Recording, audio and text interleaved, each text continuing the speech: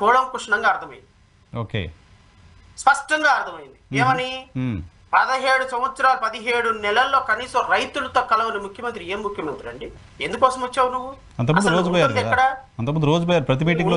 అమరావతిలో నువ్వు నీ ప్రభుత్వం ఏర్పడింది అమరావతి యొక్క బిడ్డల యొక్క రక్త మాంసాల మీద. ఈ రోజు నీ ప్రభుత్వం ఏర్పాటు కావడానికి కారణం అమరావతిలో మహిళలు, రైతులు, బిడ్డలు, ఆడ మహిళలు.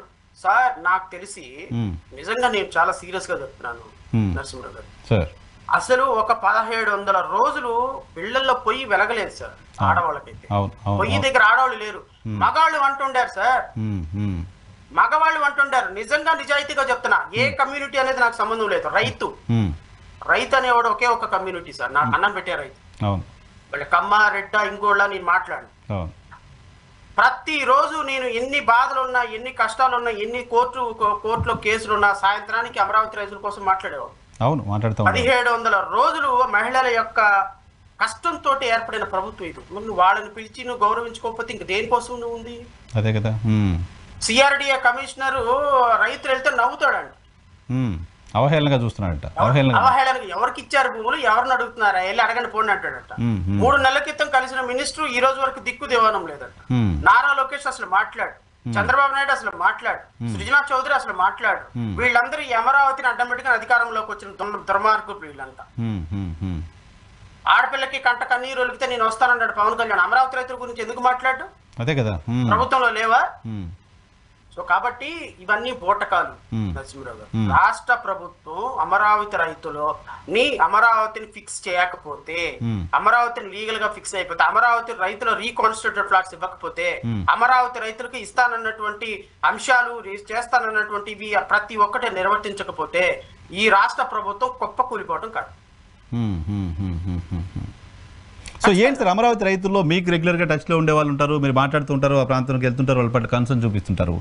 వాళ్ళు మళ్ళీ సమస్యల పరిష్కారం కోసం ఆందోళన చేయాల్సిందేనా, మళ్ళీ రోడ్డు ఎక్కాల్సిందేనా, మళ్ళీ టెంట్లు వేసుకోవాల్సిందేనా, మళ్ళీ ఇంట్లో పొయ్యిలు వెళ్ళకుండా రోడ్డు ఎక్కాల్సిందేనా? 2024 నుంచి అమరావతి రైతులు ఎవరు నాతో మాట్లాడరు, వాళ్ళు నాతో మాట్లాడరు, నాతో కన్సల్ట్ అవ్వరు, నన్ను ఒక ఎనిమి లాగా చూడటం స్టార్ట్ చేశారు. మీకు కన్సర్న్ ఉంది కదా, మీకు కన్సర్న్ ఉంది కదా సబ్జెక్ట్ పట్ల, సమస్యల పట్ల. I have a concern. Still I have a concern. And I will continue the concern. I will continue the concern. I have a concern. నేను అమరావతి రైతుల పట్ల కేసులు వేస్తాను, అమరావతి రైతుల కోసం ఫైట్ చేస్తాను. బికాస్ నాకు సంబంధించినంత వరకు రైతు సార్, మీరు నమ్ముతారో లేదో, 34,000 ఎకరాల్లో 28,000 ఎకరాలు ఇచ్చింది 1 ఎకరం, అర ఎకరం, 2 ఎకరాలు ఎస్సీ, ఎస్టీ, బీసీ, మైనార్టీ రైతులు సార్, చిన్న రైతులు, సన్నకారు రైతులు. వాళ్ళ పరిస్థితి ఏంటి? ఒక పిల్ల పెళ్లి చేసుకోవాలి అంటే భూమి ఉంది, అమ్ముకోవడానికి లేదు, బ్యాంకులో పెడితే లోన్ ఇవ్వడు, బ్యాంకులో లోన్ లేవు. ఒక పిల్లోని చదివించుకోవాలంటే డబ్బు లేవు సార్. మన అమరావతిలో ఒక రైతు, ఒక లేడీ, ఒక ఆవిడ చనిపోవటానికి హైకోర్టులో పిటిషన్ వేసింది కదా. Pathetic situation there. ఈ రోజు కన్నీళ్లతోటి కడుపు నింపుకొని బతుకుతున్నారు సార్ అమరావతి రైతులు. ఈ ప్రభుత్వానికి పట్టటంలా, ఈ ప్రభుత్వానికి అసలు ఏ విధంగానూ పట్టటంలా. రైతు భూమి అక్కడ నిరుపయోగంగా పడుంది, అది పంట పండించుకోవడానికి పనికి రావటం లేదు, అది ప్రభుత్వం కమర్షియల్ గా వాడుకోవటం లేదు, వీళ్ళు అమ్ముకోవటానికి పనికి రావట్లేదు. గత 10 సంవత్సరాలకు పైబడి ఒక భూమి కన్న బిడ్డల్లాంటి భూములు మోడు వారిపోయి ఉంటుంటే ఎలా సార్? 3 పంటలు పండే భూములు వీడు పెట్టారు. మనం కనీసం కడుపుకి అన్నం తింటున్నాము, సాయంత్రానికి వెళ్ళి పడుకుని అన్నం తినేటప్పుడు అమరావతి రైతులు గుర్తురారా? రావాలి కదా సార్, రావాలి కదా. వాళ్ళ కష్టంతో ఈ రోజు నువ్వు ముఖ్యమంత్రి అయ్యావు, నీ కొడుకు మంత్రి అయ్యాడు, నీ కొడుకు 1000 కోట్లు సంపాదించడానికి కారణం అమరావతి రైతులు ఇచ్చినటువంటి పోరాటం, చేసినటువంటి పోరాటం. నీ పవన్ కళ్యాణ్ హెలికాప్టర్లు తిరగడానికి కారణం ఆ రైతులు మేము చేసినటువంటి పోరాటం. ఏం చేశారా మీరు? నారా లోకేష్ గాని, చంద్రబాబు నాయుడు గాని ఏ రోజున ఒక అమరావతి రైతుల కోసం ఒక యాత్ర చేశారా? భువనేశ్వర్ గారు వచ్చారు, గాజులు ఇచ్చారు, ఉద్యమానికి డబ్బులు ఇచ్చారు. సరే, ఆమె స్పందించారు. 1700 రోజులు నిరంతరం ఉద్యమాన్ని మానిటర్ చేసి ఉద్యమంలో పాల్గొన్నది మాలాంటి వాళ్ళం. నేనేమంటానంటే సిపిఐ సార్, మీరు రామకృష్ణ గారు కావచ్చు, సిపిఐ, సిపిఎం వాళ్ళు ఇచ్చినటువంటి మద్దతు తక్కువ అనుకుంటే ఎట్లా సార్? కాంగ్రెస్ పార్టీ, అవును, కాంగ్రెస్ పార్టీలో చాలా మంది పెద్దలు వచ్చి చేశారు, ఉద్యమాలు చేశారు. ఈ ఉద్యమాలు ఈ రోజు మీరేదో అధికారంలోకి వచ్చేసారు, పవన్ కళ్యాణ్కి ఏదో 4 ఓట్లు ఉన్నాయి కాబట్టి పవన్ కళ్యాణ్ పక్కన కూర్చోబెట్టుకుని ఆ పవన్ కళ్యాణ్ తోటి లేకపోతే భారతీయ జనతా పార్టీ 0.5% ఉన్న భారతీయ జనతా పార్టీ ఓట్లు కేంద్రంలో అధికారం ఉందని పక్కన కూర్చోబెట్టుకుని మీరు అధికారం అనిపిస్తున్నారు.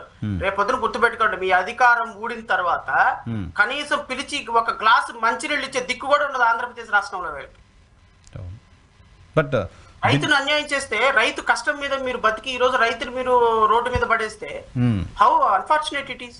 Correct correct correct. సో ఏంటి సార్ ఈ సమస్య ఇంక తెగదా? రైతులు ఆందోళన చేయాల్సిందేనా, రోడ్డు ఎక్కాల్సిందేనా?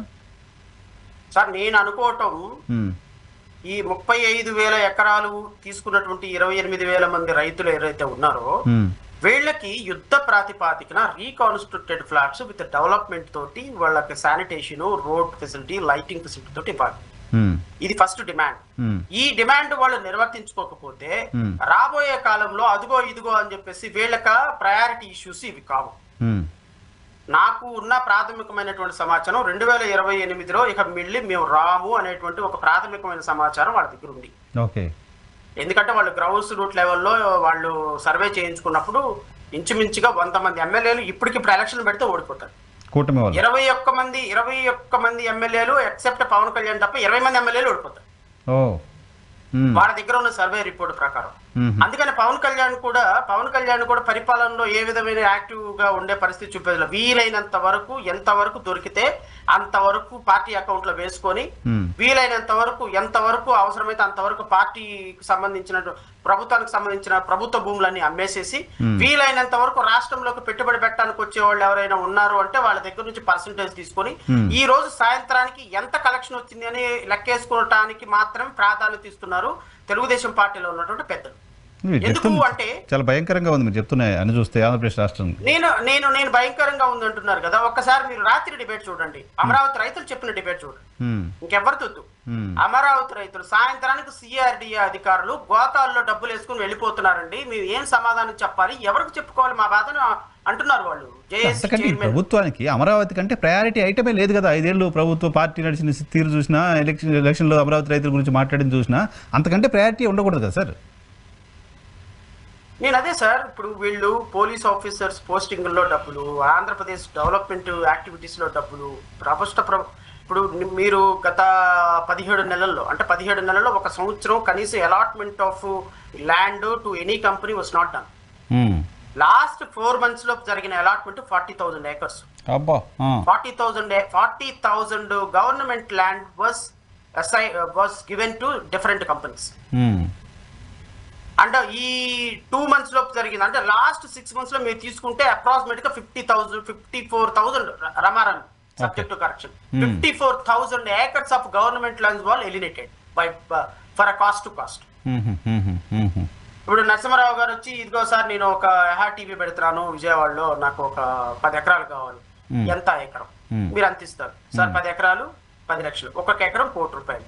సో 10 కోట్ల రూపాయల స్థలానికి కానీ 10 లక్షల రూపాయలు, 10 లక్షల రూపాయలు ఇచ్చే సేల్ డీడ్ రాసిస్తాం. నీకు 10 కోట్ల బెనిఫిట్ ఇస్తుంది కాబట్టి ఒక 2 crores ట్రాన్స్ఫర్ చేసేమా.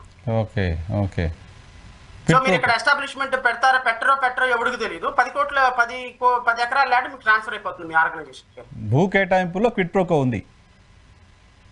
ప్రతి కేటాయింపులు ఏమన్నా ఎంపీ బాలశౌరికి 125 ఎకరాలు ఇచ్చారు. పార్థసారథికి వాళ్ళ ఇన్స్టిట్యూషన్స్ కి సంబంధించిన 200 ఎకరాలు ఇచ్చారు. ఇవన్నీ లిస్ట్ ఉన్నాయి. కొత్త కంపెనీలు, నెల రోజుల క్రితం ప్రారంభమైన కంపెనీలు, 15 రోజుల క్రితం ప్రారంభమైన కంపెనీలకు 100 ఎకరాల భూములు ఇస్తారు. ఈ రోజు కూడా paper item, banner item, paper item అదే ఉందంటే అవునండి కంపెనీలు పెడతానికి startup ease of doing business. మళ్ళీ ఒక 4 సంవత్సరాల తర్వాత ఇప్పుడు ఇంకో 3 సంవత్సరాలు ఈ ప్రభుత్వం వెళ్ళిపోతుంది కదా. ఈ భూ కేటాయింపులకు సంబంధించి ఎవరైనా కంపెనీలు పెట్టారంటే 0, ఎవరు కంపెనీలు పెట్టాం, భూ మాత్రం ఎత్తుకొని వెళ్ళిపోతారు. అంటే లాబింగ్ నీకు తెలిసి ఉంటే గవర్నమెంట్ ఆఫీసర్లతోటి లాబింగ్ నీకు తెలిసి ఉంటే, లాబింగ్ లో హైయెస్ట్ ఎవరైనా టాప్ లెవెల్లో నారా లోకేష్ లాంటి, ఇప్పుడు నారా లోకేష్ వీళ్ళందరూ ఏజెంట్లు ఆడ తిరుగుతూ ఉంటారు తెలుగుదేశం ఆఫీస్ బయట 100 మంది. నువ్వు ఎవరిని పట్టుకుంటే వాళ్ళు పని చేపిచ్చేస్తారు అంతే, నువ్వు కావాల్సింది మనీ. సో వాళ్ళు వీలైనంత వరకు మనీని ఎంత వరకు అయితే సెక్యూర్ చేసుకొని 2029లో ఈ రాష్ట్రంలోకి మళ్ళీ అధికారంలోకి రామలేమో అని ప్రాథమికమైన అంచనా వచ్చారు వాళ్ళు. అందుకోసమనే అమరావతి రైతుల సమస్యల్ని సీరియస్ గా అడ్రస్ చేయబడడానికి ఇది ఒక కారణం. ఓకే ఓకే ఓకే మిగతా అమరావతి రైతుల ముందున్న ప్రధాన అంశం ఏంటి అంటే నరసింహరావు గారు వాళ్ళకి రావాల్సినటువంటి హక్కుల కోసం వాళ్ళు మళ్ళీ రోడ్డు ఎక్కాల్సిందే. ఆల్రెడీ చెప్తున్నారు వాళ్ళు, మేము రోడ్డు ఎక్కుతాం, బయటకు వస్తాం, మాట్లాడుతాం చెప్తూనే ఉన్నారు కదా ఆల్రెడీ. రోడ్డు ఎక్కుతారు కానీ ఈ రోడ్డు ఎక్కే వాళ్ళని వీలైనంత ఎక్కువగా మేనేజ్ చేస్తారు. అతి త్వరలో మేనేజ్ చేస్తారు. ఆల్రెడీ స్టార్ట్ అయింది. ఎవరు మా నారాయణ నిన్న 48 hours వాళ్ళతో కూర్చొని సంప్రదింపులు జరిపారు.